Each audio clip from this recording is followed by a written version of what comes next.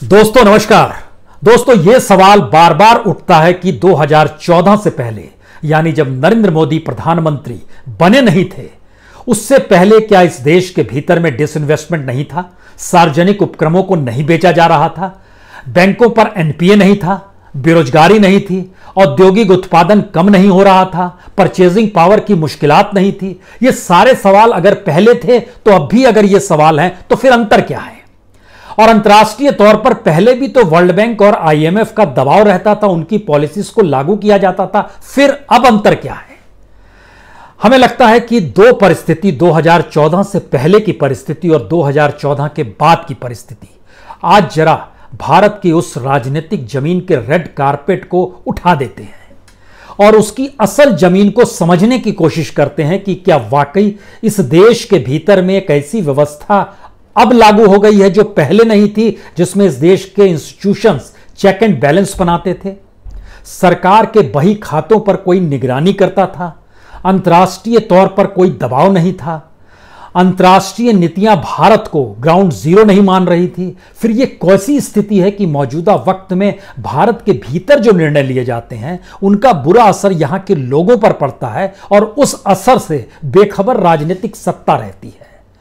यह एक ऐसी परिस्थिति है जिसमें भारत के सत्ता वर्ग अगर इस देश की जनता से बेखबर है तो अंतर्राष्ट्रीय मंच पर भारत को अपने अनुकूल बनाने के लिए जो पावर है उनके लिए भारत के राष्ट्राध्यक्ष यानी नरेंद्र मोदी भी एक वक्त प्यादे में ही तब्दील हो जाएंगे, जैसे इस वक्त जनता तब्दील हो गई है प्यादे में। विपक्ष की कोई हैसियत नहीं बची है, संसद काम नहीं कर रहा है, जिस इंस्टीट्यूशन को डेमोक्रेसी को चुनाव के जरिए जिलाना है उसका कोई महत्व नहीं है, न्याय व्यवस्था को लेकर कई सवाल लगातार उठ रहे हैं, यानी सब कुछ सत्ता अनुकूल है। तो आज बात शुरू कहां से की जाए? सरकार के ऊपर क्या कोई निगरानी नहीं है, इससे शुरू किया जाए, या अंतर्राष्ट्रीय दबाव नए सिरे से भारत के ऊपर आ चुका है जो अपनी पॉलिसीज को लागू कराने के लिए नरेंद्र मोदी को ही उसने चुना हुआ है?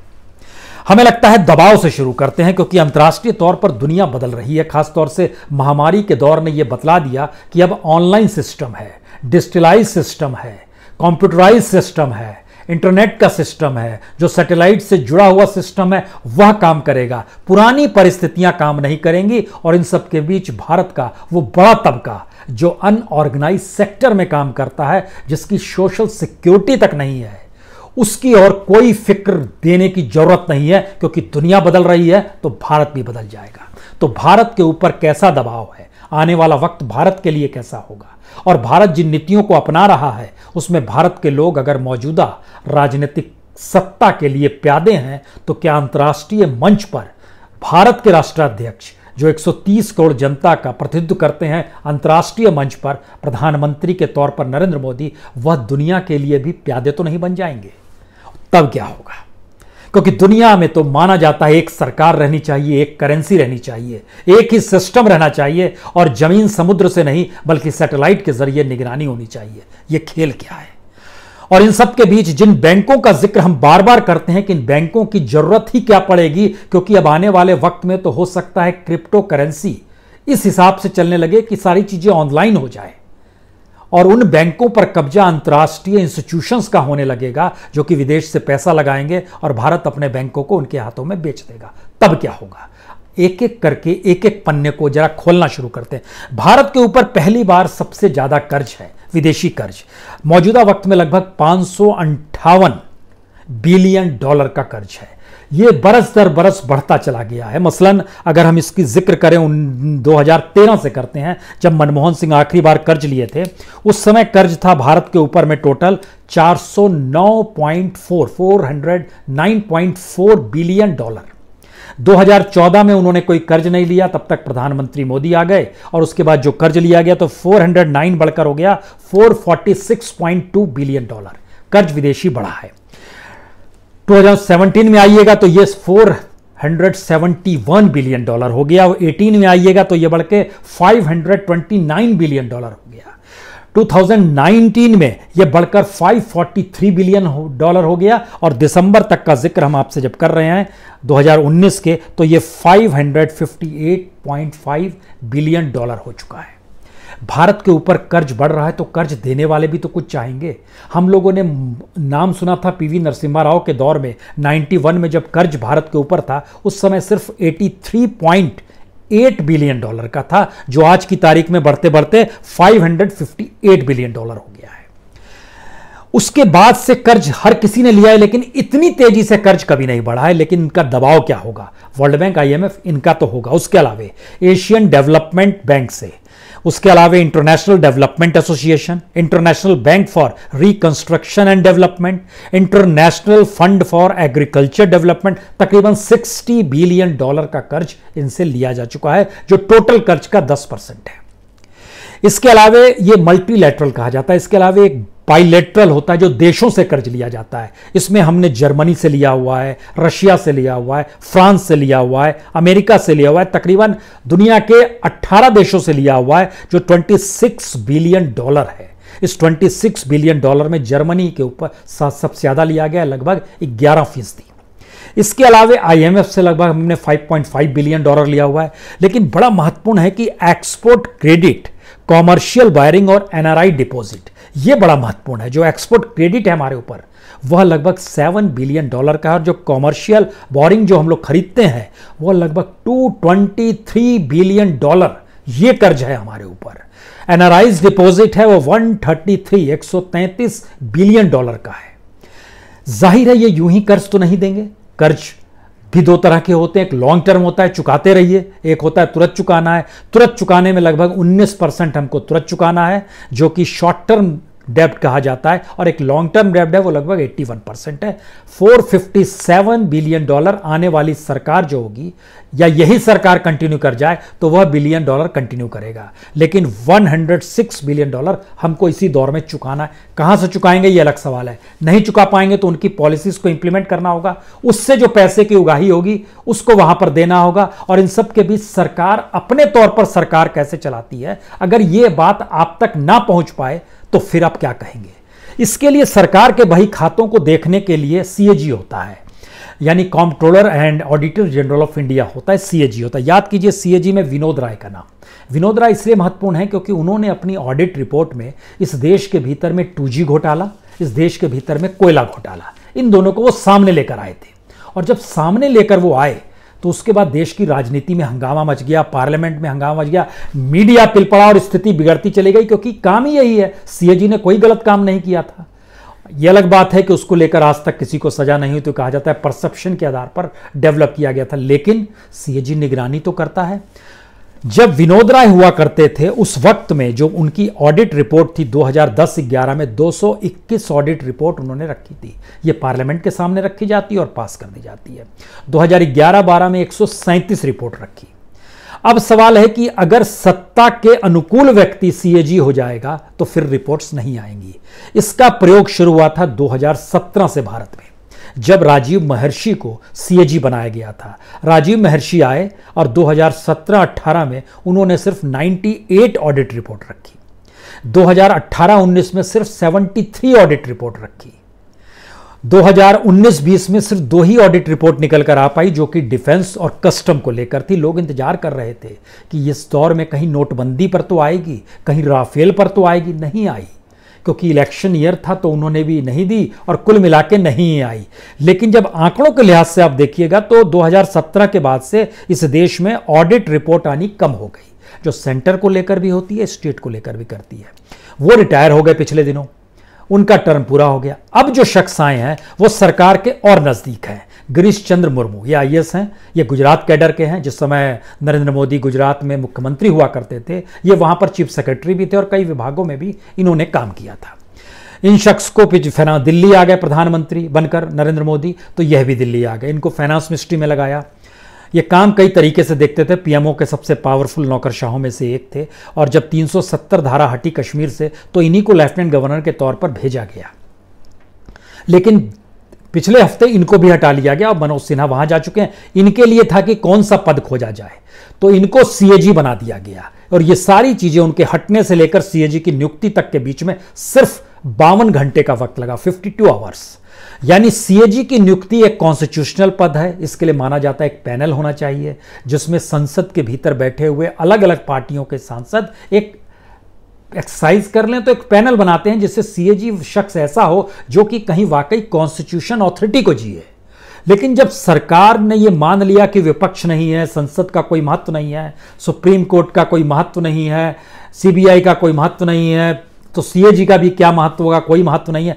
इस परिस्थिति में उनको अब सीएजी बनाया गया, तो आने वाले वक्त में आपको सरकारी बही खाता कोई मिल पाएगा, ये एक असंभव सी चीज है। ये ठीक उसी तरीके से है क्योंकि गुजरात कैडर के एक और व्यक्ति थे अस्थाना साहब, अगर आपको याद आ रहा हो, राकेश अस्थाना, जो कि सीबीआई के स्पेशल डायरेक्टर बनाए गए थे। यह भी सरकार के सबसे नजदीक थे और स्पेशल डायरेक्टर के वक्त डायरेक्टर हुआ करते थे आलोक वर्मा। उन दोनों का झगड़ा हर किसी को मालूम है, रात में सीबीआई दफ्तर में कैसा ऑपरेशन चला और किस तरीके से बाद में ये पूरा मामला सीवीसी के पास चला गया। सीवीसी कौन थे उस वक्त? उस समय थे सीवीसी केवी चौधरी साहब थे।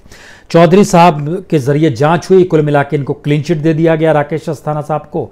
इनको क्लीन चिट मिलने के बाद अब ये दूसरे विभाग में चले गए हैं, इनकी नियुक्ति हो गई है। इस बीच में केवी चौधरी साहब हटे तो इनको रिलायंस में नौकरी मिल गई इंडिपेंडेंट डायरेक्टर की, ये वहां चले गए। नए शख्स जो आए सीवीसी के तौर पर, ये संजय कोठारी हैं। ये कहाँ थे? ये पहले राष्ट्रपति के सेक्रेटरी हुआ करते थे। यानी इस देश के भीतर में अगर आप सरकार के नज़दीक हैं, सरकार के अनुकूल हैं, यसमैन हैं, तो फिर आप सबसे लायक हैं। जबकि इंस्टीट्यूशंस में ऐसा होता नहीं है।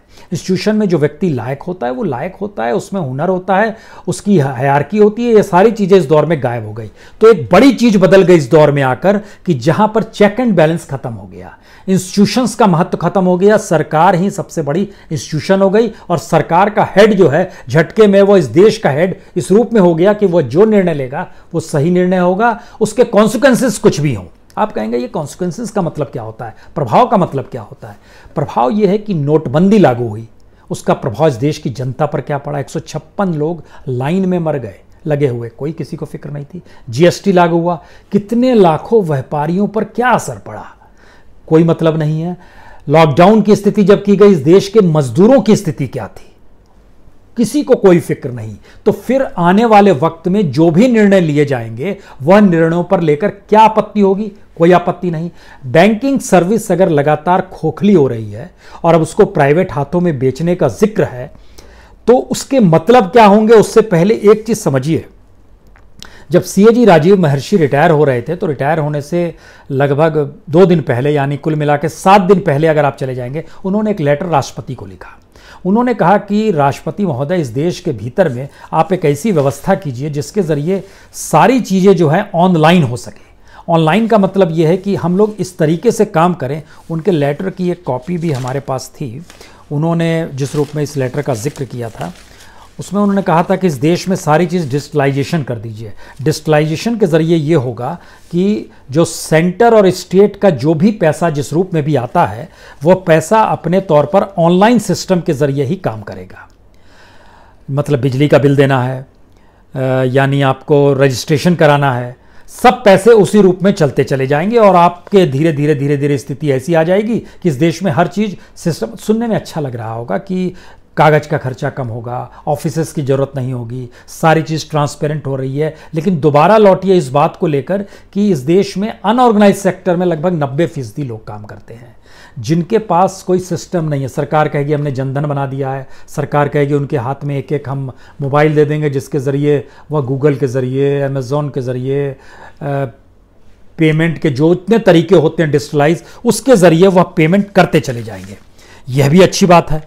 अब सवाल यह है कि अगर ये सारी चीज़ें होंगी तो क्या वाकई जो वो तबका है जो कि अभी ऑनलाइन ज़िंदगी को नहीं जोड़ पाया, इंटरनेट से नहीं जोड़ पाया है, वह जुड़ जाएगा? उसके लिए सरकार कोई प्रयास कर रही है या फिर उसकी ओर ध्यान नहीं दिया जाएगा और आने वाले वक्त में ठीक उसी तरीके से जैसे नोटबंदी थी, जैसे जीएसटी थी, जैसे लॉकडाउन था, वैसे ही कुछ ऐसे निर्णय लिए जाएंगे जिसका प्रभाव इस देश की बहुसंख्य जनता पर नेगेटिव चाहे पड़े, लेकिन उससे कोई लेना देना नहीं है क्योंकि वो एक अंतर्राष्ट्रीय दबाव है। अब हमको लगता है कि ये समझने की ज़रूरत है कि जिस वक्त हम लोग इस देश के भीतर में, जो उनका लेटर था उसमें यह कहा गया था कि data accountability and transparency act जो है उसको आप लागू कर दीजिए, इससे हो जाएगा कि सारी चीज़ ऑनलाइन हो जाएगी। जैसे अमेरिका में होता है ना, जहीं आप नौकरी कर रहे हैं तो कंपनी पैसा बैंक में देती है, बैंक आपको एक कार्ड देता है, उस कार्ड को आप भुनाते हैं, उसके ज़रिए पैसा निकालते हैं और चीज़ों को जीते हैं। कैश आपके पास नहीं रहता, यानी डॉलर छापने की ज़रूरत नहीं है। भारत में भी नोट छापने की ज़रूरत नहीं पड़ेगी। और लेकिन जब आपको निकालना होगा कैश तो उसके लिए आपको कई सवालों का जवाब देना पड़ता है, हजारों सवाल होते हैं। उसके बाद आपको नोटिस पहले देना पड़ता है, हमको इतना कैश निकालना है बैंक से, तब एक प्रोसेस में बैंक आपको कैश उसकी व्यवस्था करता है और आपको दे देता है। ये सारी चीज़ें आपको अच्छी लग रही होंगी क्योंकि सरकार कह रही है हमने जनधन खाता खोल दिया, सस्ता मोबाइल दे देंगे, रुपए, व्हाट्सएप, गूगल, पैसा पेमेंट के जरिए आप कहीं भी निकाल सकते हैं। इसी प्रक्रिया में देखिए जो MSME है उसको भी बैंक से कहा गया 3 लाख करोड़ रुपए आप इनको दीजिए, किसी भी हालत में लौटाएं या ना लौटाएं दे दीजिए। वजह क्या है इसकी? इसकी वजह है कि MSME ऐसे ऐसे लोगों को दीजिए, इसी रूप में मुद्रा लोन को भी कहा गया बांटिए इसको, क्योंकि बैंकों से वो जुड़ेंगे, बैंकों का EMI चुकाएंगे या नहीं चुकाएंगे लेकिन खाते जरूर खोलेंगे। यानी कुल मिलाकर इस देश की बैंकिंग सेवा के साथ आप जुड़ जाएं और उन बैंकिंग सेवा के जरिए जो कर्ज दिया जा रहा था, जो NPA में कन्वर्ट हो गया, जिसका जिक्र हम कर रहे थे, मनमोहन सिंह के पीरियड तक 2.25 लाख करोड़ था, आज की तारीख में यह लगभग 10 लाख करोड़ पार कर चुका है। साल के अंत तक 20 लाख करोड़ हो जाएगा, यह हर कोई जान रहा है, और भी बढ़ सकता है। लेकिन आप बैंकिंग सेवा से जुड़ जाएंगे और बैंकिंग सेवा अगर खोखली हो रही है तो उसको इंटरनेशनली जब चीज़ों को आप डील करने लगेंगे और इंटरनेशनल मार्केट से लोग इन्वेस्टर आएंगे और भारत के बैंकों को खरीदेंगे तो उनकी सर्विसेज भी अलग होगी और उनके मातहत चीज़ें चलेंगी। यानी जो क्रिप्टो करेंसी का जिक्र है या ऑनलाइन सिस्टम की करेंसी का जिक्र है जो दुबई में है, अब अमेरिका तक में भी कुछ इलाकों में लागू हो गया है, उसके जरिए झटके में चीजें भारत के उन हाथों से निकल जाएगी जिसमें एक जिक्र इस बात का कभी होता था स्वदेशी का, वो बड़ा निचले स्तर पर हो गया है। लेकिन दुनिया जब इस दिशा में जा रही है तो आपके जहन में ये होना चाहिए कि दुनिया के वो ताकतवर लोग कौन है। जैसे जेफरी बेजोस है, ये जो है अमेरिकी एंटरप्रेन्योर हैं, ये इंडस्ट्रियलिस्ट हैं, मीडिया प्रोप्राइटर इन्वेस्टर। ये अमेजन के भी जो मल्टीनेशनल टेक्नोलॉजी कंपनी अमेजन, उसके भी प्रेसिडेंट है, फाउंडर CEO भी हैं। इसी तरीके से माइक्रोसॉफ्ट कंपनी का क्या है दुनिया में योगदान, इसकी पहचान भी एक लिहाज से मल्टीनेशनल टेक्नोलॉजी कंपनी के नाम पर है। ये अलग अलग क्षेत्रों में है, मैन्युफैक्चरिंग में है, लाइसेंस में है, सपोर्ट में है, पर्सनल कंप्यूटर्स में है, कंज्यूमर इलेक्ट्रॉनिक्स में है। ऐसी कंपनियां जिनका योगदान और जिनका प्रभाव ऑनलाइन सिस्टम पर हो, इंटरनेट पर हो, उस टेक्नोलॉजी पे हो जिस टेक्नोलॉजी पे पूरी इकोनॉमी को टिका दिया जाए। भारत के भीतर का संकट है कि भारत की सामाजिक परिस्थितियों में जो लोग रहते हैं, जिन स्थितियों में बहुसंख्यक समाज जिस निम्न स्थिति में रहता है, उनको भी हम मोटिवेट कर रहे हैं कि आप इसके साथ हमारे खड़े हो जाइए क्योंकि भारत बदल रहा है। हम इसकी एक दूसरी तस्वीर आपको रखते हैं क्योंकि इंतजार कीजिए, कल प्रधानमंत्री ऐलान करने वाले हैं। वो करेंगे एग्रीकल्चर इंफ्रास्ट्रक्चर फंड की 1 लाख करोड़ की। उसके अलावे जो सम्मान निधि किसानों को दी जाती है लगभग 1700 करोड़, जो देश के 8.5 करोड़ किसान हैं, उनके लिए भी कल वो बटन दबाएंगे। अब देखिए, ये 1 लाख करोड़ जो एग्रीकल्चर इंफ्रास्ट्रक्चर फंड होगा, इसका ऐलान कोविड के 20 लाख पैकेज का हिस्सा है। लेकिन सच क्या है?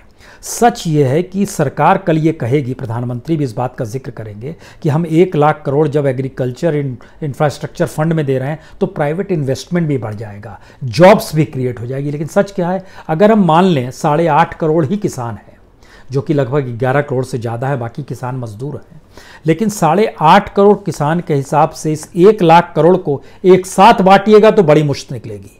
लेकिन ये 1 लाख करोड़ 4 साल में इंप्लीमेंट किया जाएगा। 4 साल में इंप्लीमेंट में 2020 में इस बरस सिर्फ 10,000 करोड़ देंगे, अगले साल 30,000, उसके अगले साल 30,000 करोड़, उसके अगले साल 30,000 करोड़, यानी 1 लाख करोड़ 4 साल का बजट है किस एग्रीकल्चर इंफ्रास्ट्रक्चर के लिए। यानी प्रति किसान के हिसाब से जोड़ेंगे अगर 2020 में तो ये 1200 रुपये आएगा, और अगर अगले साल जोड़ेंगे 30,000 जब रिलीज कर दिया जाएगा तो 3800 आएगा। इसके मातहत कह रही है सरकार किसानों को कि 3% का हम इंटरेस्ट लेंगे आपसे, आप 2 करोड़ तक लोन उठा सकते हैं। और किसानी की स्थिति मौजूदा वक्त में यह है कि आप सरकार से 1 करोड़ लेकर भी अगर खेती करते हैं तो उस खेती का इन्वेस्टमेंट जितना होता है उसका जो रिबाउंड मिलता है पैसा, वो प्रॉफिट में नहीं मिलता है, यानी 3% भी पैसा मिल नहीं पाता है। तो इंटरेस्ट कैसे चुकाएंगे? ये भारत की एक स्थिति है। लेकिन इस दिशा में देश नहीं देखेगा, प्रधानमंत्री नहीं देखेंगे। वह देखेंगे कि अत्याधुनिक होने के लिए भारत के भीतर का वह तबका जिसके पास पैसा है उसको हम ऑनलाइन में ले आएं और बाकी जनता को भी ऑनलाइन ले आएं। अगर वो ऑनलाइन में नहीं आएगी तो उनके लिए 5 किलो चावल और गेहूं तो है ही, जिसकी कुल कीमत साल भर के खर्चे की 80 करोड़ लोगों की सिर्फ 2.25 लाख करोड़ है। उनके लिए तो व्यवस्था हो जाएगी, बाकियों को इस ऑनलाइन सिस्टम में जोड़ दें। अब दुनिया चली जाएगी धीरे धीरे, जिसका जिक्र हम कहते हैं जेफरी बेजोस या माइक्रोसॉफ्ट जैसी कंपनियों के हाथ में।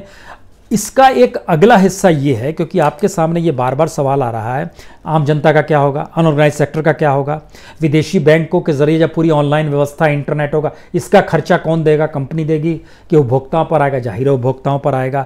फिर वेलफेयर सोच के तहत भारत जो काम करता है वो कहाँ जाएगा, यकीनन वो गायब हो जाएगा, उसका कोई महत्व नहीं बचेगा, वेलफेयर स्टेट की भूमिका खत्म हो जाएगी।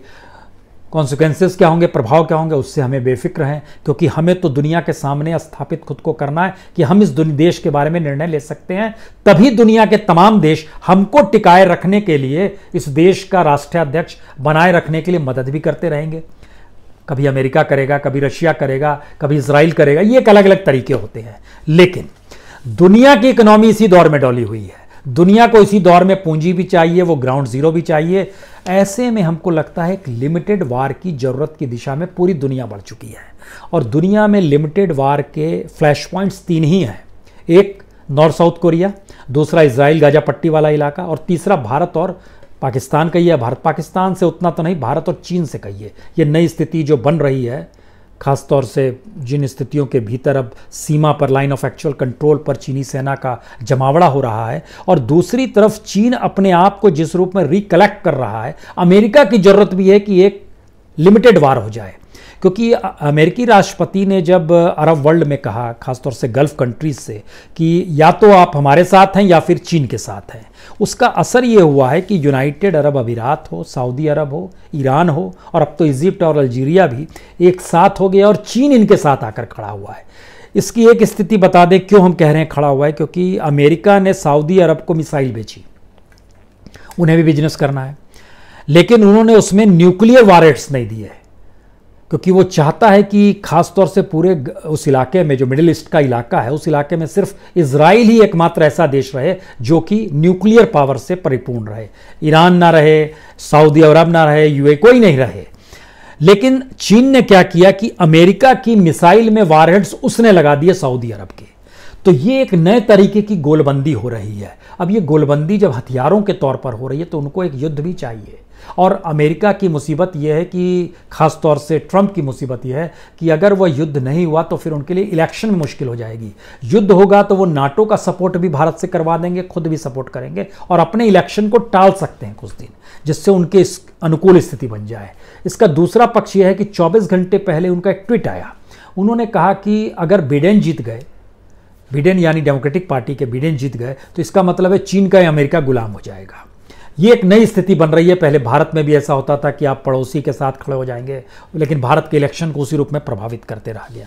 दूसरी है कि जब हम पूरे ऑनलाइन सिस्टम पे आ गए, जो पूरी दुनिया जाना चाह रही है, जिसमें चंद हाथों में ही इस देश की नहीं बल्कि दुनिया की इकोनॉमी हो। पेट्रो डॉलर का महत्व ये था कि किसी भी हालत में पेट्रोल जिनके पास है, जो तेल के कुएं जिनके पास है, उनका बड़ा महत्व था। और इसीलिए पिछले दिनों देखिएगा कि जब कीमत गिराई गई, रशिया ने गिराई और खासतौर से सऊदी अरब ने जब कीमत गिराई, तो अमेरिका में नेगेटिव में चला गया कीमत। तो अमेरिका इससे भी आहत था। लेकिन इस पूरी प्रक्रिया में भारत और ने समझा और अपने आप तेल की कीमत बढ़ाई है। उसकी वजह एक यह भी है कि आने वाले वक्त में हो सकता है कि लिमिटेड वार की स्थिति बने, तेल की कीमत जबरदस्त तरीके से बढ़ जाए, तो हम चीज़ों को कैसे संभालेंगे, क्या संभालेंगे। यानी एक स्थिति ऐसी धीरे धीरे बनती चली जा रही है दुनिया में, जिसके फ्लैश पॉइंट के ग्राउंड जीरो पे भारत आकर खड़ा हो गया है। और भारत के राष्ट्राध्यक्ष यानी प्राइम मिनिस्टर मोदी क्या अंतर्राष्ट्रीय दबाव में उन निर्णयों को लागू कराने की स्थिति में मजबूरी भी है उनकी, कि वो लागू ना कराएंगे तो चीज़ें उनके अनुकूल नहीं रहेगी, वो फेंका जाएंगे, फिर कोई दूसरा आ जाएगा। ये स्थिति को बनाए रखने के लिए, क्योंकि अंतर्राष्ट्रीय दबाव भारत के चुनाव में खूब काम करता है, ये करने लगा है पूंजी के तौर पर और टेक्नोलॉजी के तौर पर। ये अब कोई छुपी हुई चीज़ नहीं है, ये एक नए तरीके से चीज़ें डेवलप हो रही हैं। तो उसमें ये मत सोचिए कि एक्स चला गया तो वाई काम नहीं करेगा, सभी काम करेंगे। और जब ये स्थिति बनती चली जाएगी तो अगली लड़ाई जो है सैटेलाइट को लेकर होगी। वो जमीनी लड़ाई नहीं होगी, समुद्री लड़ाई नहीं होगी। और सैटेलाइट में अमेरिका का जोड़ अभी भी नहीं है। अमेरिका के मैक्सिमम सैटेलाइट्स हैं तो 2361 सैटेलाइट अमेरिका के हैं। चाइना के लगभग 414 सैटेलाइट है, बहुत ही कम है। जापान के 186 सैटेलाइट है, जो उससे और तुलना में कम है। जो रशिया है, पूरा यूएसएसआर ले लीजिएगा जो पुराना था, उसका लगभग 1500 के लगभग सैटेलाइट्स उसके हैं। भारत के सिर्फ 98 सैटेलाइट्स हैं। अब आप देखिए कि इजराइल के सैटेलाइट्स 21 हैं, लेकिन इजराइल के काउंटर में खड़े हुए यूएई, सऊदी अरब, इजिप्ट, अल्जीरिया, इन सब को जोड़ते चले जाइएगा तो तकरीबन 42 सैटेलाइट्स इनके हैं जो कि इजराइल के काउंटर में आके खड़े हो गए हैं। लेकिन दुनिया के वह टेलीकम्युनिकेशन से जुड़े हुए इंडस्ट्री या इंस्टीट्यूशंस, जिसमें इंटरनेशनल टेलीकम्युनिकेशन सैटेलाइट ऑर्गेनाइजेशन आता है, जिसमें यूरोपियन टेलीकम्युनिकेशन सैटेलाइट ऑर्गेनाइजेशन आता है, ग्लोबल स्टार आता है, अरब सैटेलाइट कम्युनिकेशन, इन सब को मिला दीजिएगा तो इनकी तादाद जो है ये लगभग 250 से ज़्यादा सैटेलाइट हैं इनके। अरब वालों के 14 हैं, यूरोपियन टेलीकम्युनिकेशन सैटेलाइट ऑर्गेनाइजेशन 54 हैं, ग्लोबल स्टार के 84 हैं, 86 इंटरनेशनल टेलीकम्युनिकेशन के हैं।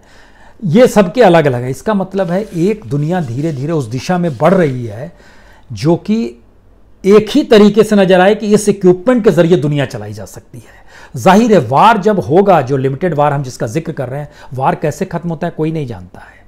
वो जरूरी नहीं है चीन और भारत का वार हो तो चीन शांति से चला जाए, लेकिन इसके दूसरी कॉन्सिक्वेंसेस ये भी हो सकते हैं। हो सकता है कि पीओके को लेकर भारत सौदेबाजी की स्थिति में आ जाएगा कि पीओके तो हमें चाहिए हर हाल में, क्योंकि यह भारत की राजनीतिक जीत होगी, सामाजिक जीत होगी, भारत की अपनी अखंडता की जीत होगी।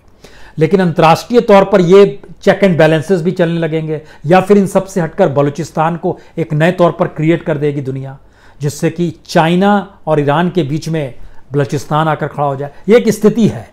लेकिन आखिरी सवाल जो सबसे महत्वपूर्ण सवाल है कि कोई भी देश में डेमोक्रेटिक सेटअप के भीतर में देश के बारे में सौदेबाजी या देश को बेचने की स्थिति में कोई ऐसा राष्ट्राध्यक्ष आ नहीं सकता है जब तक वो तानाशाह ना हो, जब तक वो इतना लोकप्रिय ना हो कि सभी का प्रभाव उस पर हो, या फिर लोकप्रिय होने के साथ धीरे धीरे वो अपने आप को उसमें कन्वर्ट कर ले कि अब उसके ही निर्णय पूरे देश के निर्णय हैं। कमोवेश इस स्थिति में आकर यह देश फंस चुका है और हमें लगता है कि इसीलिए हर चीज की तरफ से आंखें मूंदी जा रही हैं, चाहे वो बैंकों का निजीकरण हो, चाहे सरकारी बही खातों को देखने वाली सीएजी की रिपोर्ट ना आने पर भी खामोशी बरती जाए, सीबीआई की जांच भी हो, इनकम टैक्स भी हो, ईडी भी हो, पूरे इंस्टीट्यूशंस, और इसी प्रोसेस में स्टेट बाय स्टेट एक फेडरल स्ट्रक्चर के तहत किसी भी सरकार को गिराना और अपनी सरकार को बना देना, ये एक स्ट्रेटजी के तहत जिससे सौदेबाजी इंटरनेशनली का अधिकार सिर्फ एक ही व्यक्ति को रहे और कर्ज जिसका हम जिक्र कर गए वो दबाव लगातार घातक स्थिति में पहुंचते भी जा रहा है। यानी अगर कहीं देश की सरकार गई तो आने वाली सरकार दुनिया के आगे और बार्गेनिंग की स्थिति में आ जाएगी और उसकी स्थिति नाजुक और हो जाएगी, क्योंकि अर्थव्यवस्था हमारी भीतर से खोखली हो चली है। उस दिशा में कोई देखने को तैयार नहीं है। ये मानकर चल रहे हैं 2024 में भी भाई साहब जीत जाएंगे, 2029 तक तो रहेंगे ही, और इसमें कुछ देखने की जरूरत नहीं है। समझने की कोशिश कीजिए, देश का जिक्र हो रहा है, किसी प्रधानमंत्री का जिक्र नहीं हो रहा है, भारत का जिक्र हो रहा है। बहुत बहुत शुक्रिया।